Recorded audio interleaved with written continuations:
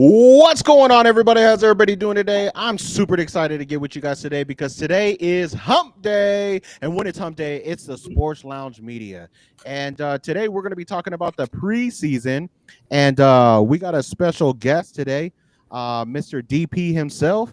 And we're going to be talking about a lot of things that is going on within the Sports Lounge Media. But first and foremost, we got to give a shout out to all of our sponsors, as we always do. Let's shout them out, Mark. And of course, we got number one sports fan located here, Tulare, Visalia, Hanford, and down in West Covina in Los Angeles. We have Cali Built Graphics, who takes care of all of our shirts, hats, decals needs. If you guys are looking for any of your decals, especially, we have them in stock right now as we speak, just so you guys can see right here. So we got them to send out to you guys. You can put them on your coolers. And we also, just so you guys know, we are working on a web store as of right now. That is looking like it's going to be active within the next month. That is going to have all your merchandise that you'll need from the Sports Lounge. You can start repping us as you're rolling around town. And of course, our biggest one, Brian Martino Construction. If you hit up Brian at martinoconstruction.com, mention the Sports Lounge, you have any project $10,000 or more, he will give you $1,000 off when you mention the Sports Lounge. But now the biggest one, the best one. We here at the Sports Lounge, we are powered by the Mogul brand and the Diamond Collection. All you got to do is go to poweredbytnb.com, and there you go. Chosen has got it. He's got the merch, everything that's needed when it comes to the all the healthy waters that you got. So go to them, put in the Sports Lounge, you'll get 20% off your order there. So thank you to each one of you all. We appreciate the partnerships and all you do for us as we continue to try to help each other.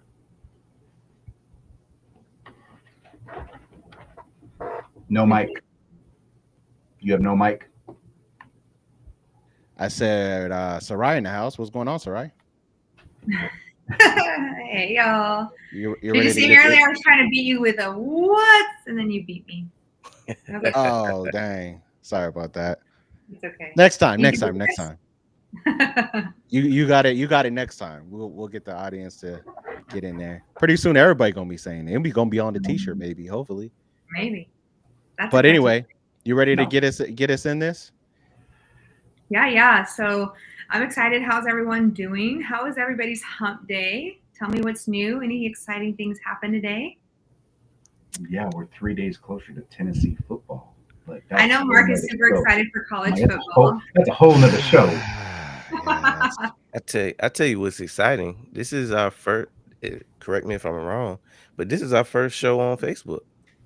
Yeah. Oh yeah, it is. It's been a It's actually our first one. It's our first show together as a group.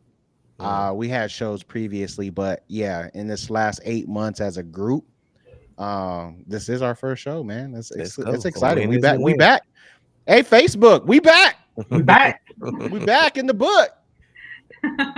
But shout out to YouTube and Instagram for holding us down. Also Twitch.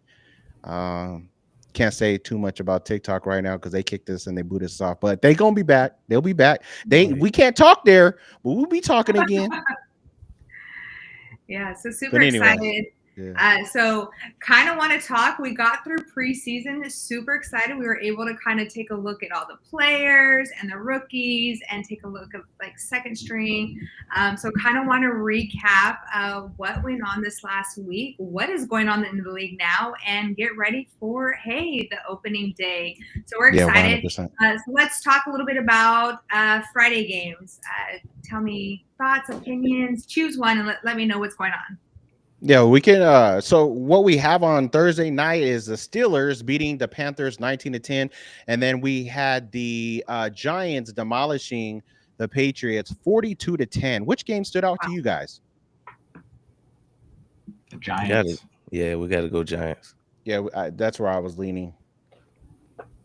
Who wants to start? Who wants to start with that convo?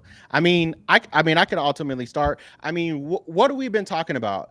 One of the biggest things that I've been talking about the Giants is their defense. I think their defense is going to be top tier defense. That's going to keep them in a lot of games. They're offensively, right? The quarterback situation could be questionable to some people, but I think it keeps a veteran person like Russell Wilson in games. If the defense can keep it at a low scoring game, keep it in distance that Russell Wilson can just not make too many mistakes, they can win a lot of these games and be a surprising NFC East team in that division. I've said it from day one, and I'll say it again. Adding Abdul Carter to that roster just makes them a little bit more nastier in that front. And outside of that, the rotation looks pretty nice too. Obviously, it's displayed 42-10, and we've seen some promising things from Dart. That's really good in itself. And my main man, even though I love him so much, Jameson Winston, great preacher, right? He giving his all out there, but if he throws a pick like every game, so I don't know how that's all going to play out. But I mean, their quarterback room is not terrible. We've seen worse in the league, right? Right. Yeah.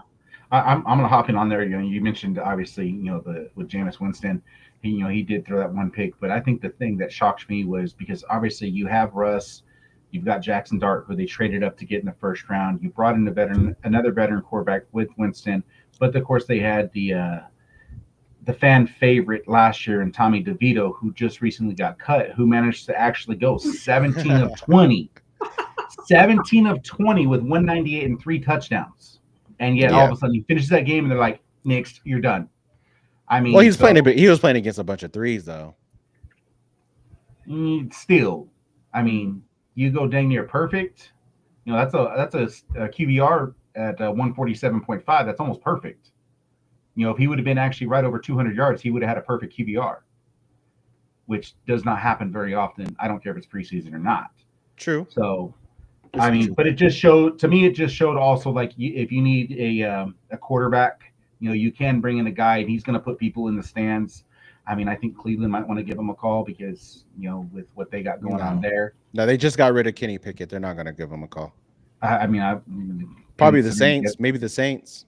Saints. I mean, yeah. Let's not get me started on that Q-tip. Who's the Panthers backup? They actually just signed Hendon Hooker today. Yeah. So I see what you did there. Is this Tyler? No. I have some questions. I said them all. No. I'll get to it when we talk about the Lions. How about that? I won't do it right now. But we'll talk about it. But no. Anywho, what do you think, DP? Yeah, I think what stuck out to me was just Dart coming into the season.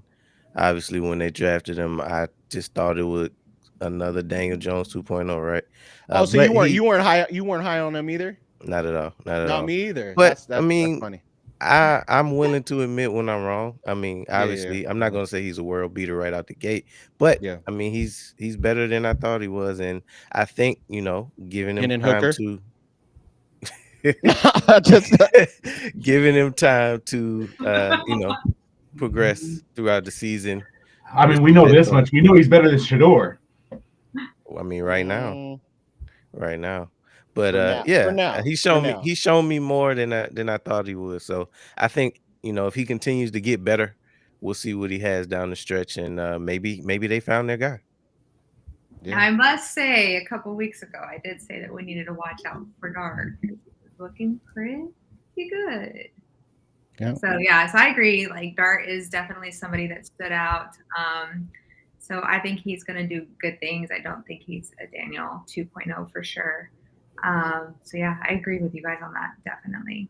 So he is third on the depth chart, right? Let me get this straight. He's third on the depth chart. So do you guys see like a role where it'll be Russ, Jameson, then him? Or do you think that it's going to be Russ and then obviously he's going to take that starting role away during practices or whatever he performs well, and then he'll outbeat Winston? I think he'll take over the number 2 spot eventually. I think Jameis will basically be there as that extra person. Right. It's going to depend on the scenario, in my personal opinion. When it comes to that, what if they're winning, but Russ is not playing well? I think that's where you kind of focus on. You can kind of go back and forth between and see who's doing what when it comes to game time. Mm-hmm.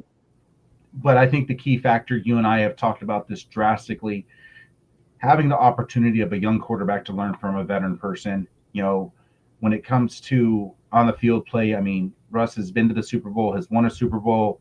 So you got someone that's got the experience. He is, a future Hall of Good player.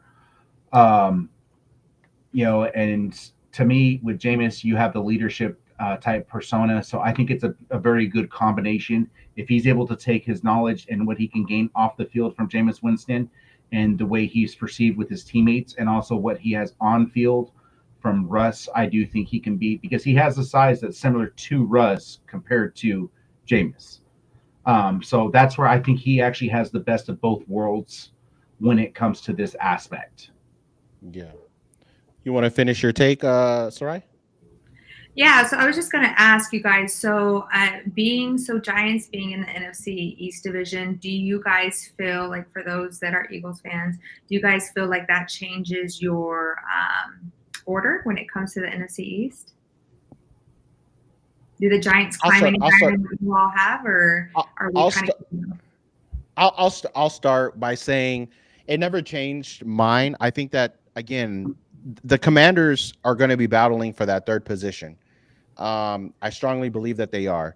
And if they don't, if they play against, I think, 7 or 8 different top 10 running backs in the league, they have an issue stopping the run.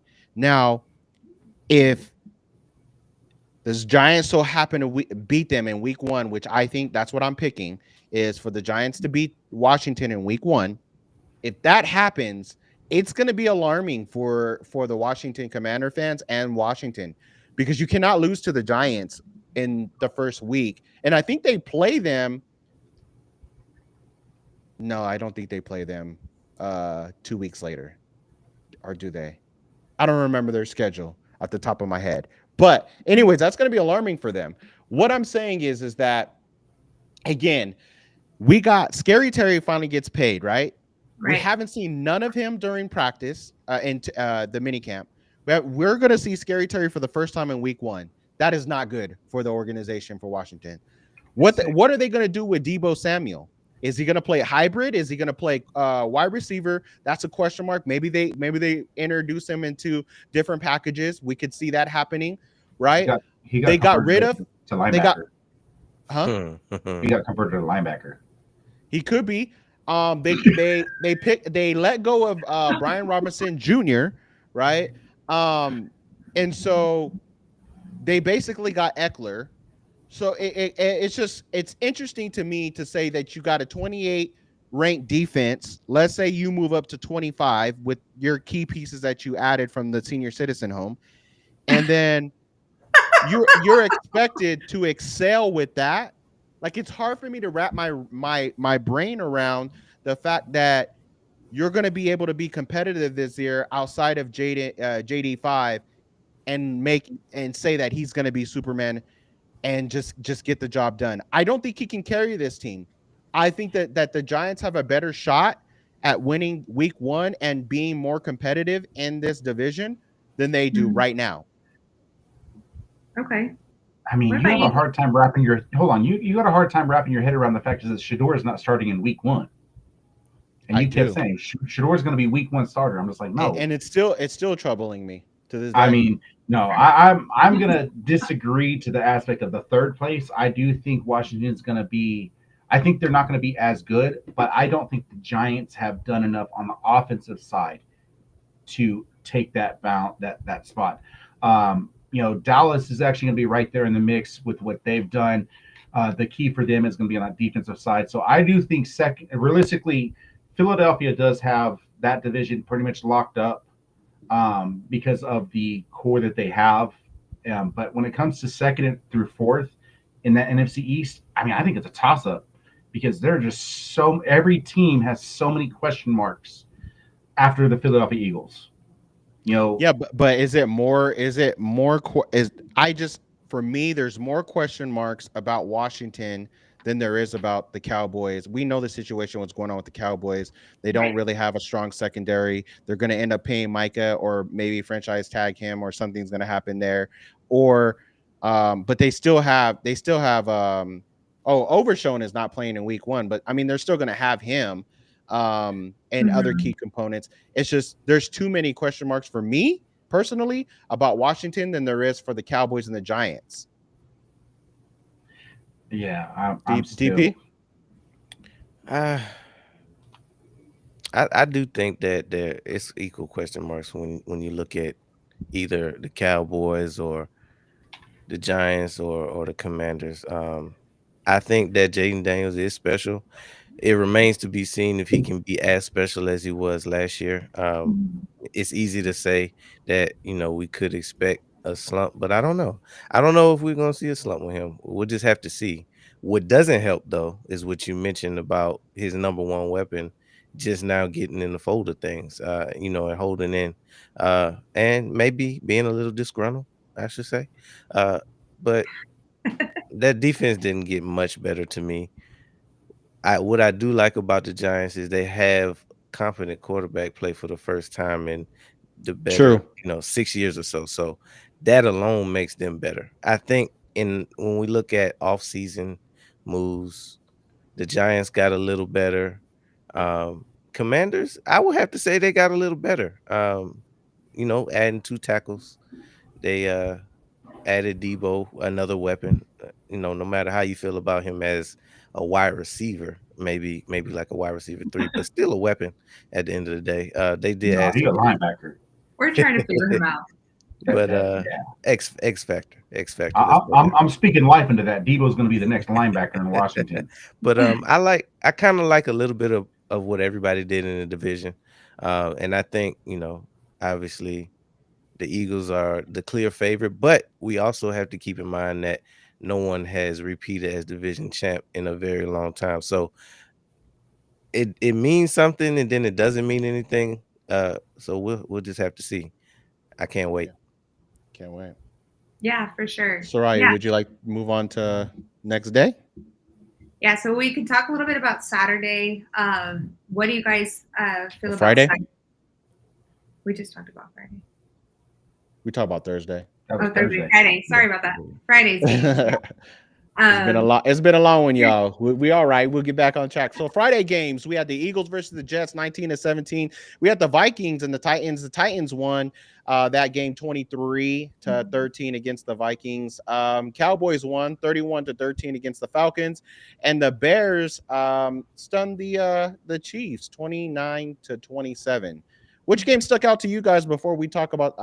I'm going to talk about the Philadelphia Eagles with DP, but is there any other games outside of that you guys think is worth talking about? I'm going to actually hop on the Dallas one. Okay.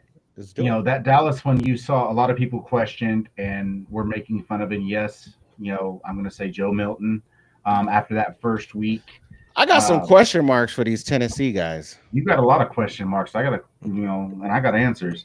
But you just saw, he has the one thing that struggles, and I've always said, I've told Kendall from our other show, he has the potential to be a very good quarterback. He just has to be, he has to learn under a veteran.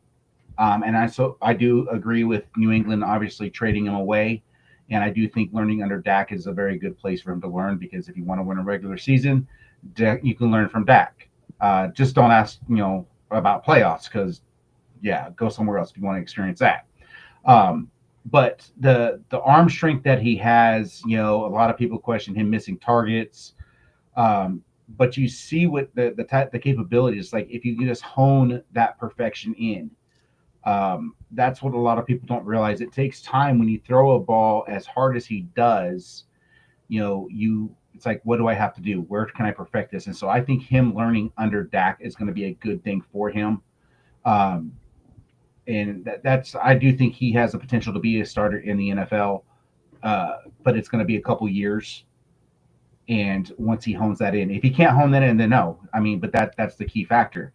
But we've seen other people that had so many issues in baseball. We've seen it with football, throwing the ball. I mean, Josh Allen, another guy, in the NFL, struggled throwing the ball so hard that he was actually bruising the palms of his wide receivers because he was throwing as hard as he could to get the ball into the spot.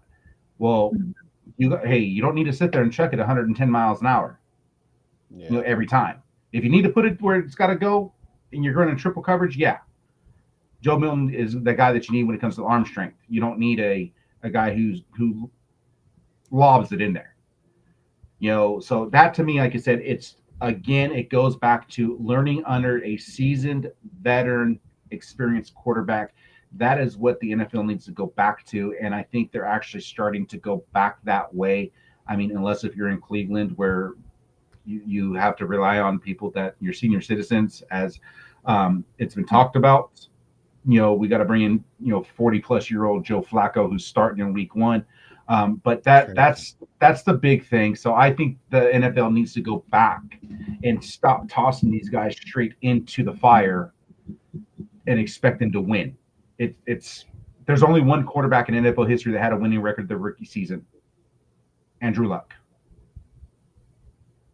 No other quarterback has ever had a winning record of basically winning 3/4 of the game besides Andrew Luck. So, I mean, that's what's difficult. So that's just my personal thought when it comes to that Dallas game. He did show the signs of improvement, which is what's important, and that's what Dallas needs. Yeah. Okay. And for me, I think let's talk a little bit. I'll talk a little bit about Chiefs Kingdom and the Bears. So a lot went on in Chiefs Kingdom, right? So we had a big engagement announcement. So congratulations to Taylor and Trav on their engagement, which was huge. We doing that tonight. I also wanted to talk about, so the Chiefs actually started a lot of their starting offense. They looked pretty sharp for those first couple of drives. Isaiah Pacheco did a great rushing touchdown when he went in. Also wrote in my notes that the Bears kind of struggled with their backup units and reviving the game where it counted the most. So kind of some question marks for the Bears. DeAndre Swift tried to pull a hurdle over the player, and that kind of went all over media too. So maybe we might see some Saquon jumps amongst other teams. But I think he did a great job for it being Swift. And so just a couple of former Eagle, right? Former Eagle. That's what I was about to say. Didn't want to go there. We didn't see any hurdling for the Eagles, but I think it might be something to watch out this year for a lot of the running backs. But hey, he did a great job. It looks clean. So just a couple of pointers there. I feel like the Bears, a lot of their backup units, they still do need a little bit of work, but I think they're going to be a good team to compete. And like I said, Chiefs Kingdom did pretty well. Those first carries, offense looked pretty sharp. So are the Chiefs back? Are they okay and alive after getting beat by the Philadelphia Eagles? We will have to see. Yeah, no. I don't think so. I think again, that's another team that I feel that that division is tough, man. You got the 4 legendary coaches going at it. They all improved. I think that the Chiefs may sneak in or not make the playoffs at all. But I want to bring my attention more towards the Bears. I've been getting a lot of different conversation from Bear fans that this is their year, basically, that they're going to win division. I want to know, I know Mark's take on it because he hates Caleb Williams, but I want to know. It ain't got nothing to do with Caleb Williams, man. That team is just, no. It's got nothing to do with Caleb. DP and Sarai, do you guys, obviously they're going to be better because they have Ben Johnson and they got 2 guards and a center, right? But they did lose Keelan Allen. He went back to the Chargers. But what do you think they place in this division after just one season? Well, the season hasn't even started, but after this season, I would have to guess that they would be right where they were. Yeah. That 3-4 spot. I still have to see what everybody else sees in Caleb Williams. Not to say that he's not a good quarterback, but I need to see the greatness, the hype that everybody kind of crowned him before he got in the league. Obviously last year being his first year, I like to give young quarterbacks grace. They gave him everything that he needed to succeed. And this year, a competent coach and offensive coordinator. Now, when we go back to the game before the last game that he played, he looked good on that first drive. So if they can establish some of that continuity, get the ball out of his hands instead of trying to play hero ball, they might be able to sneak into the back half of the playoffs, maybe. But I don't have high hopes for the Bears at all. Yeah, and the other thing I think that Caleb struggled with is adapting to the speed of the game. I think a lot of times he forced some things, or he just wasn't quick to his reads enough. It was just getting to him. It was overwhelming him. The dude was sacked, I believe, 69 times last year, wasn't he? Yeah, he held on to the ball too long. For sure.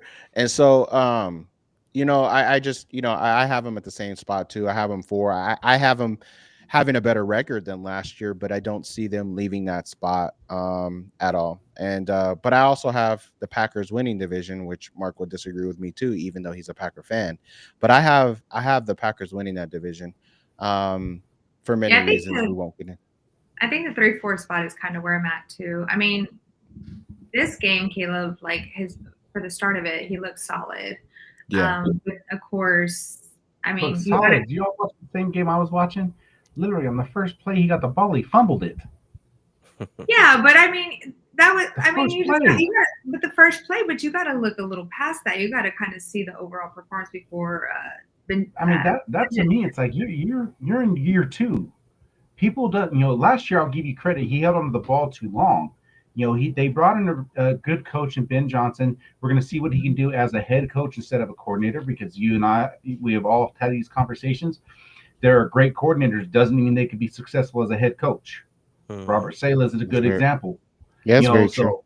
So that's going to be a big thing. Like, can they transition that? I mean, they gave the guy as many weapons you can possibly give him last year, and he couldn't hit water if he fell out of a freaking boat. Which I think was unfair to Justin Fields, because I think Justin Fields would have been a hell of a player with what he got, because I mean, he 3 seasons ago was ranked number 7 in the league with trash players. Exactly. Like they didn't help him at all. And if he would have had the team that Caleb had, I mean, who knows what would have really happened. I think they did Justin Fields disservice, but that's here nor there. Yeah. You want to move? So I'm just gonna say this. Any Bears fans that want to sit there and think they're going to be past 4th place, you all need to actually look at reality and stop looking as a fan. Look at it as a person, like at what you really have at quarterback. The style of play, Caleb has not got used to it. Still cannot get, he's still struggling with it right off the bat in preseason. Mm-hmm. So it's one of those key factors that you got to have. And that's what people need to realize. Quarterback play is not meant to be those for that can't move fast paced. So let's talk about Philly. Let's hear about this Philly. Yeah. So I want to just oh, that's crazy. Anyway, so jumping into it real quick about Philadelphia. So DTR and obviously McCord gone. Were you surprised at the 50? Yeah, for real, son. Were you surprised at the 53-man roster when you still seen go on there? No, I really didn't have any surprises when I looked at who actually made the team. Obviously we made the trade for Sam Howell, which was needed with, the injury that we have to Tanner McKee. And hopefully it doesn't matter from the standpoint of, I hope he didn't even touch the field. He's good enough to hold a clipboard, which I don't even think DTR or McCord are at this point in their careers. But when we talk about that game itself, I don't know if we necessarily learned much from that game, right? So when we talk about our rookies did look good outside of Kyle McCord. So Jahad Campbell, Smile Munden, Ty Robinson, they look, as advertised. Offensive line, even, I think that we've shown enough faith in the guys that we drafted to let, Kennard, I think we traded him, and then we let the guy that we traded for CJ go all together. So essentially we got rid of CJ for nothing because we let go of the guy who we got in return for him. I think he's on the practice squad now, but that just goes to show you how how much faith we have in the guys that are in-house. And plus we traded for Big Fred, which we needed that swing tackle. So I feel good from that standpoint. But I'm a little disappointed that nobody outright won the cornerback position. Mhm. I gotta admit, I was in Ringo's corner. Um, I don't necessarily say he was my guy, but I did want to give him at least a chance to lose the position, and he took full advantage of that and lost it. So now he's borderline, practice squad kind of special teams guy. So I would say that's what stuck out to me the most about that game was the fact that we came out of there not really knowing who CB2 is going to be yet. Mhm. So do you think that Bennett will win that position? By default. Yeah. I really liked him. He was very physical. Even after somebody gets the catch, he was very physical to knock the ball out. Um, I am not confident in what I've seen in Adoree or Ringo. I mean, I think Bennett is a better fit for that position than them. But if they can add some packages to where in a world that you can put, Cooper in those positions and in the CB2 and maybe move a couple counterparts or parts elsewhere to that safety position, I think we'll be all right, man. I really do. Ty Robinson played hell. That guy, he's a monster, and he's just gonna grow and become even more better. I think our rotation is worth mentioning. The rotation on both sides of the line, and it starts in the trenches, right? And then you look to the linebacker position. You're like, holy crap! What we have at linebacker position is crazy. And then you look to the other side on the offensive ball again, offensive side of the ball. Sorry, guys. Um, three running backs that can run the rock. I mean, you got AJ Dillon. You guys already know Barkley, but AJ Dillon and Shipley doing a hell of a job. And then let's talk a little bit about the wide receiver core. The fact that we go get Mechie, the third, who Sarai is drooling over all the time, but we get Mechie, right? And just in time when Johnny Wilson goes down, and I'm still a believer. I think Johnny Wilson should put on some weight and maybe be a tight end after the whole. We figure out what happens with Dallas Goddard. But I think if he puts on a little bit of weight, he could play that tight end position. Maybe not as a blocking tight end, but as a receiving tight end. I think that'd be really good for us for his size, because he is like what? How tall is he? He's like 6'7", 6'6". Anyway, anyways, but I'm really confident. I'm really confident, and I will say on the pod, I've said it multiple times. I think this is Jalen Hurts' MVP season. I really do. I think this is the year that he captures the MVP, and I'm gonna stick to it. I think that they will hone down a little bit more on Barkley. I think Barkley will lose some of the touches to AJ Dillon. They may use him at goal line, AJ at goal line positioning before we do a tush push. But I think this is the year where you'll see Jalen Hurts throw the rock a little bit more efficiently, a little bit more better, and he wins the votes and he wins MVP, and he gets MVP of the season. But I'm excited to see what putting it all together with our rookies, all our counterparts, our pieces together, and see them in week 1, man. Can't wait.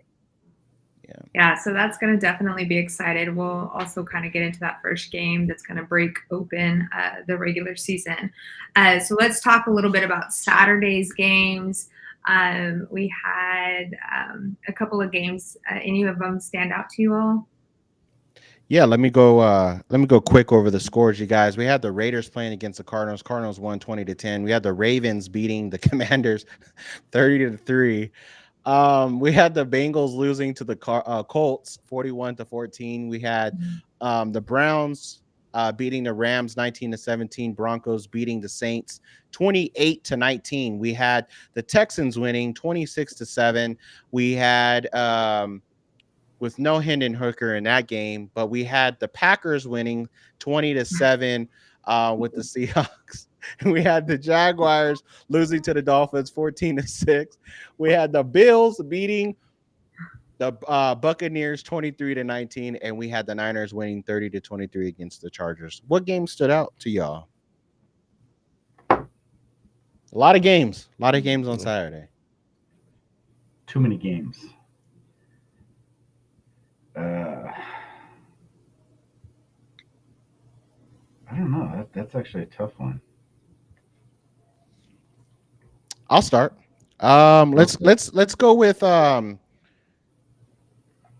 Ravens and Commanders, and not to talk about the Commanders, but talk about the Ravens and what they got. I think defensively they have the best defensive team in the league on paper. I think that they had by adding Ajir Alexander and all the pieces that they have with Nate Wiggins, Hamilton, Humphreys, they just extended them. The everything that they have in the trenches, and then offensively, I mean, we had Lamar Jackson, of course. We have 2 tight ends in Andrews and Likely. We have 3 wide receivers now in Bateman, Zay Flowers, and now Hopkins. And then we have big Derrick Henry back there. Is this the year that Lamar Jackson gets over the hump with this team? Because his team surely looks like on paper, when they called the Eagles the Avengers, they look way more deep than we did last year after 4 games.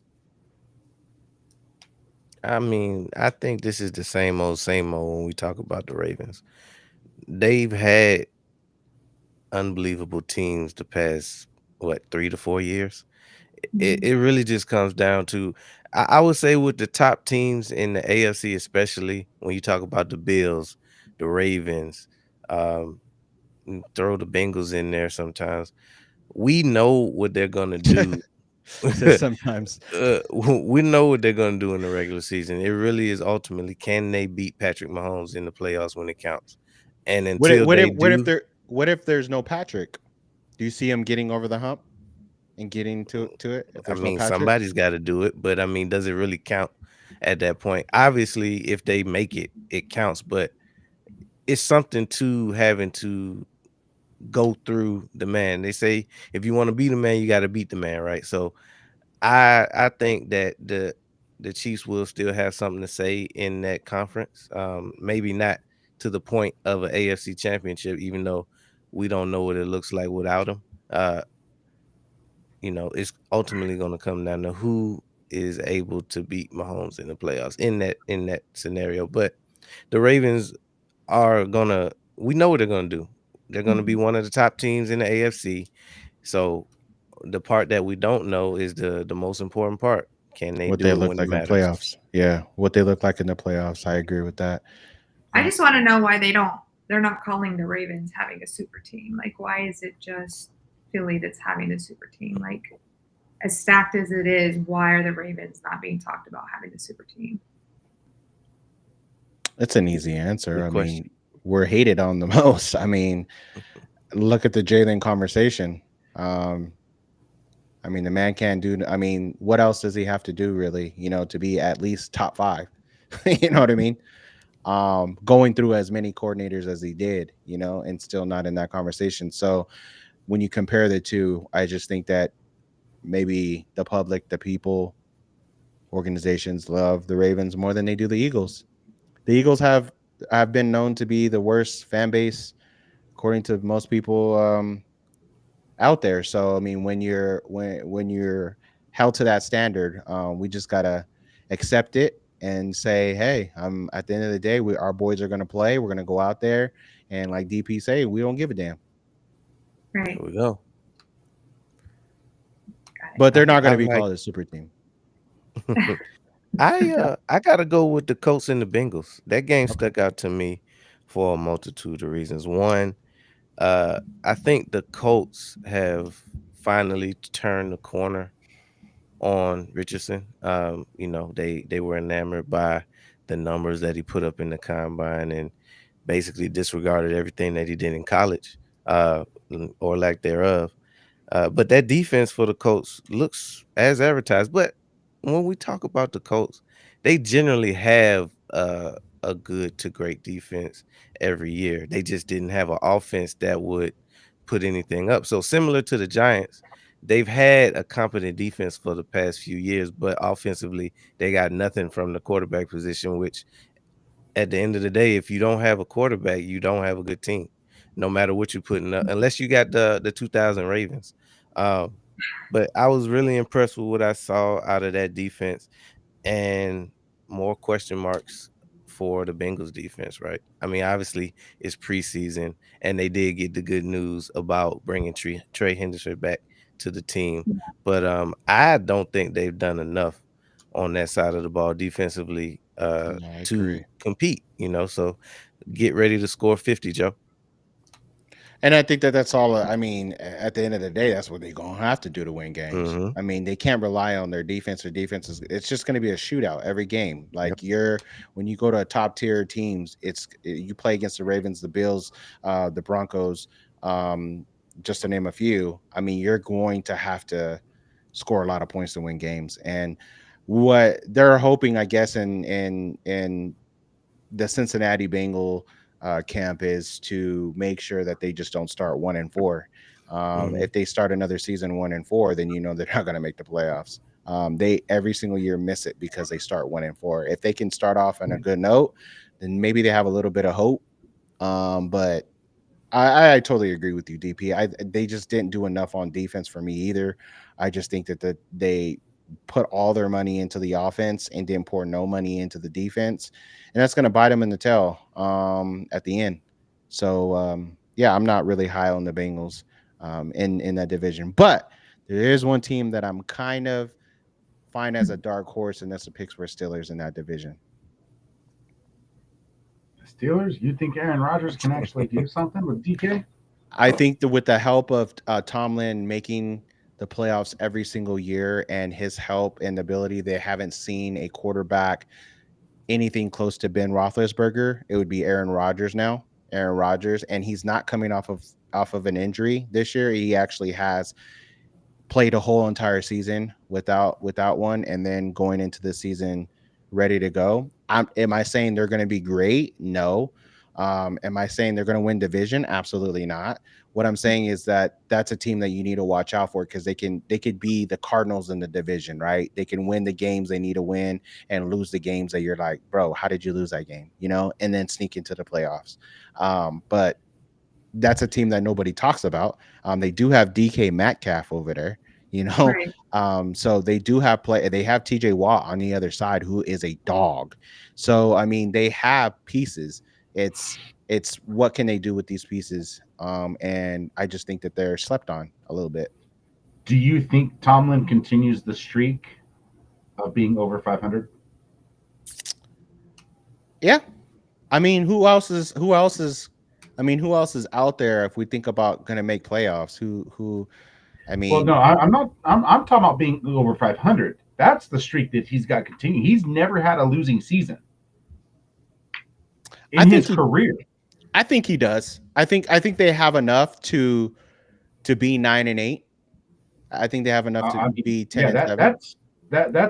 That's my think what I'm wanting to see the most. Like, can he continue that now that he actually? I mean, he's done making. He's had winning seasons having nobody. Yeah, just in their division alone, we look at it. They beat the Browns twice. They'll beat the Browns twice. They'll probably split with the Bengals, and they'll get beat by the Ravens. So I mean, they already right there won 3 games. So I mean, they played the Ravens tough too, though. So I mean, they could. It is a division game. Yeah, you can't just count that as 2 wins. Those division games are tricky. Yeah, that's true too. Yeah, I mean, real quick, let's run through this. We're just talking on paper, On paper, they should beat them with their super team, right? Yeah. So here, let's talk about the. I mean, okay, you got week 1. They got Jets. That's a W. That's a win. Okay. Seahawks. That's tough. That's tough, but I think I'd give them the edge. Okay. Patriots. I think they beat the Patriots. Okay. Vikings. In Dublin. I think they lose to the Vikings. In Dublin? In Dublin. Oh, in Dublin. It's in Ireland. What the hell? Yeah, they're going international for that game. Oh, dang. I don't know. They could go 4-0. They could be 4. Yeah, they could literally be 4. They can actually beat McCarthy because McCarthy's going to need 4 to 6 games to adjust. So you might catch them. You might catch them on a bad day. Hey, they might go 4-0.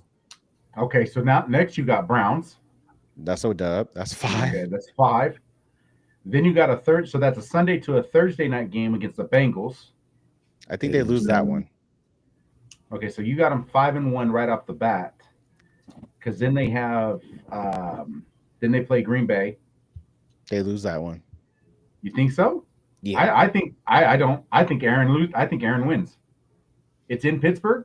I'm taking Pittsburgh on that. It's in Pittsburgh. I'm taking Aaron. In Pittsburgh. I thought it was in Lambeau. Oh, that's no. tough. Oh, if it was in Lambeau, I think I would say this. If Aaron was going to Lambeau, I think Aaron beats them by at least 2 touchdowns. He's got something to prove. Yeah. You know, all right, let's give it to him then. So we're at 6-1 right there. Okay. Next game you got is the Colts. I think that's a W. So that's 7. Chargers. I think they lose there. Okay. So that's 7-2. Bengals again. I think where is that one at? Pittsburgh. They win. Do they split? Do they split with the Bengals? I say they split. Split. Yeah. Okay, so that's a split. So that means that now they're 8-2. Then they got the Bears. They beat the Bears. That's a win. That's 9. You got the Bills. That's a loss. So it doesn't matter at this point. They got 9 wins. They're because after that you still got, that's where they go into that gauntlet. They got the Bears, the Ravens. You got the Dolphins, and then they get the Browns. They got the Lions in there also, and the Steelers. So realistically, I think they're looking at 10, maybe even 11 wins. That's what I'm saying. They're playoff berth. Yeah, it's a playoff berth, and they're slept on, man. I'm telling you, nobody's talking about the Pittsburgh Steelers, which is a good thing for Rodgers. He needs to stay out of the media and stay out of the way, and maybe he'll perform better. And he's married. He's married, so he's tied down now. So maybe that'll keep him in check too. But let's get into it, guys. We got a couple more minutes up in here. Let's get into it at the last thing. Go ahead, Soraya. What are we getting into? Because I know you're excited. DP's excited. Mark's not so excited, but let's jump into it. So the next thing we're going to talk about is just opening day for the season opener. Of course, we have the Cowboys versus the Philadelphia Eagles. Nice. Just start all over. Address them right. You know what they're called. No, go ahead. I'm trolling. Yeah, right. Like it's a Super Bowl champion, Philadelphia Eagles. There you go. We are moving forward. Like Jalen Hurts says, we're moving forward. No, but we do. Hold on. Let's start this over. Okay, then we're just going to say it's the Dallas Cowboys against drop the banner, Philadelphia Eagles. We'll be dropping the banner. Yeah, that is true. Yeah, we're dropping the banner. So I know that we are excited. It's going to be such a game. We usually play the Cowboys later on in the season. So to open it up versus the Cowboys is a crazy take. The viewership is going to be crazy. They come into our house and they see that banner drop. So what do we have? Do you guys feel like Philly's going to pull it off, or do we feel like the Cowboys are going to give us our first upset? I'll start by saying that this is not. I don't see how anybody don't see this as a BTA. Honestly, there's like DP said earlier, there's question marks on all 3 teams in that division. One of them is when Micah Parsons is going to come back, and we know how all that plays out. How are they going to stop the run? Because last year they had so much trouble stopping Saquon Barkley that Saquon probably could have went for 500 in one of those games. Jalen Hurts is going to play out of this mind, and I get it, Dallas fans. You got George Pickens, but that doesn't mean that our defense cannot handle two good wide receivers like we did last year.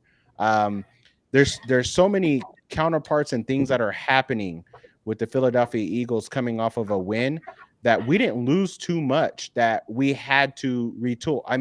Yes, we have questions on our offensive coordinator, but you got on the other side, you have a whole new head coach in week 1 trying to figure out how their season is going to happen, and you're going to start that off by a win in the Philadelphia Eagles. You're crazy. You're out of this. You're out of your mind. There's no way in heck that we can't see this as a BTA. Give me the Eagles 34-10. Wow. Okay. DP, how do we feel? I mean, I feel good, man. It's probably one of the best matchups that we could have out of the gate. Let's not act like we don't also have questions. Obviously, we ended the season the best way you could with a win. But at the end of the day, we did lose some pieces. Cornerback 2 is still a question mark for us. We will be starting a rookie in Jahad Campbell. Although he has looked good, that's a question mark as well.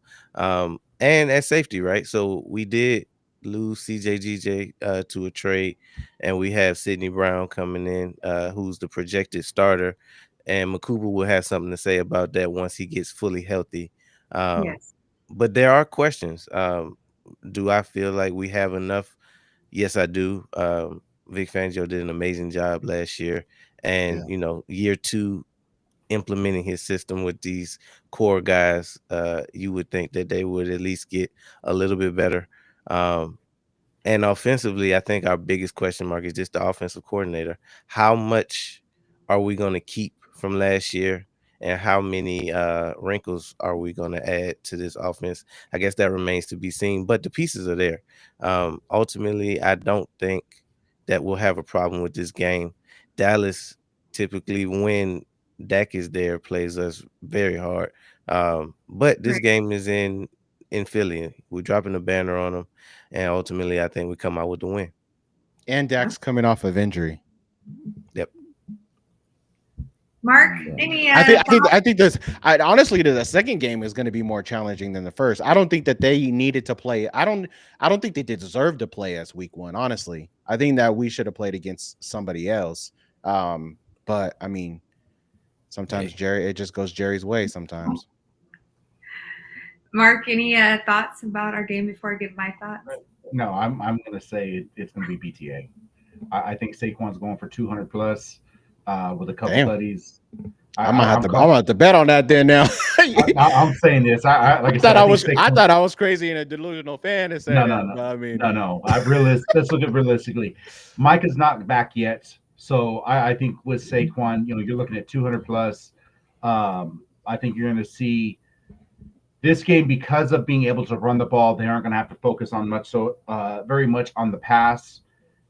So you're going to see the old school Philadelphia from last year until the second half. That's where you'll start seeing them run the ball or pass the ball a little bit more, when it's the opposite when you have a big enough lead. But that's where I think they'll start honing in on what Jay they can do, in that pocket, and not have to worry about setting everything up with the push. Mm-hmm. So, but I think realistically, you're going to see 200 yards, 2 touchdowns from Saquon, and I also think you're going to see realistically probably 200, and I think it's going to be 3 touchdown passes from Jalen. Damn. So that's fine. Yeah. So I mean, realistically, I'm saying 38. I'll give Dallas a little respect just because of the secondary issues. I give zeros. Zero respect. No, of course. Because don't be a homer. Don't be a homer here. So with that being said, I think the secondary is going to be sus when it comes to this game. Dak is going to be having to pass the ball a lot. They still don't have a run game whatsoever, so it's going to have to be relied on. And of course, when you're going to be down, as far as they're going to be down, what do you have to do? You got to pass the ball a lot when you're losing. So I think the secondary is going to get exposed because of what they're going to do by shoving the ball down their throats. But realistically, I think it's going to be 38-14. So I'm right there close. I got a 24-point win. What did you got, DP, before Sarai? You didn't give your score prediction. What do you think? I'm not real good on score predictions, so I tend to stay away from those. I just know at the end of the day, we're going to get that dub. Okay. Love it. Sarai? Yeah, so I'm super excited for the game. Yeah, like you guys mentioned, we are about to drop the banner. That is such a sweetness to this game, to see how all the fans react. The players get to see such an accomplishment of the biggest rivalry, I would probably say, in NFL. Word on the street here in Dallas is that Coach says Michael will be playing that first game. Even if he does play, he'll be suited up, right? Yeah. I mean, it's not the I mean, he could still sit out. Has Micah said that he's going to play? Yeah, I mean, there's still a lot of contracts, discussions and things like that, trying to figure it out. With him playing or without him playing, I still think the Eagles are going to win it by 2. So by 2? Micah has never been 2 touchdowns. Oh, by 2 touchdowns. I thought you were saying by 2 points. I'm like, yeah, hold on, I was about ready to mute you myself. Micah has never been a thorn in our side since he's been because here. of Lane. I mean, obviously he's going to get his. Yeah, he may get some meaningless sack down the stretch, but ultimately he's never really been a factor in any of the Philadelphia and he really hasn't practiced in camp. I mean, we were seeing on Saturday on the sideline eating nachos, taking a nap. So I'm just confused how, if he does come back, if that's even going to be any type of threat. And again, Dak does play well in regular season. I've always said this. He's not a great postseason quarterback, but also, like Mike said, he's coming back from an injury. So we just got to kind of see it play out. But I also think you are in our house. The link is crazy. It's electrifying when teams go crazy. So I have us beating them by 2 touchdowns. Real quick. The other thing too is overshown. Real quick, I want to retract something that's right. Make sure we get this all correct. She had mentioned Dak, being not a great playoff quarterback. No, Dak is a crappy playoff quarterback. Like, you might as well just run Wildcat. When it comes to the playoffs, Dak don't show up. Right. So I'm just going to retract that. I call him Pat Scott. Yeah. 1000%. Yeah, I mean, and then pretty much that's all we got today. We're looking forward to next week. We'll be talking a little bit more about opening week, all the games that are going to be shown. Obviously, the game the following day. You could join us here on Hump Day. Go visit us at. Hold on one second. Go visit us at www.sportsloungemedia.com. You can click that QR code. Be sure to subscribe. Yeah, we know which way. Be sure to subscribe. That helps us do the things that we're created to do and give you guys great content out here. But be able to also give you other content that is coming up in some of these games, and also visit our website for other things such as SML bets and all the promotions that we have and our schedule, which you would see in our outro. But visit us at www.sportsloungemedia.com. Again, there is the QR code. And then I almost forgot. We're gonna be unveiling a brand new show that night, opening night. We got primetime sports, baby. That's right. Tell them about it. September the 4th will be live reacting, commentary, going over play-by-plays, everything that you can expect from opening night of football. We'll have it right here on SLM, live and in living color. Yeah. And you want to tell them a little bit about what to expect to going forward, not just on Thursday night, but going forward with the prime time? Yeah, so expect to see my face all football season long. So we got Thursday nights. We'll have Friday nights sometime when we play on Saturdays. Whenever we play, and we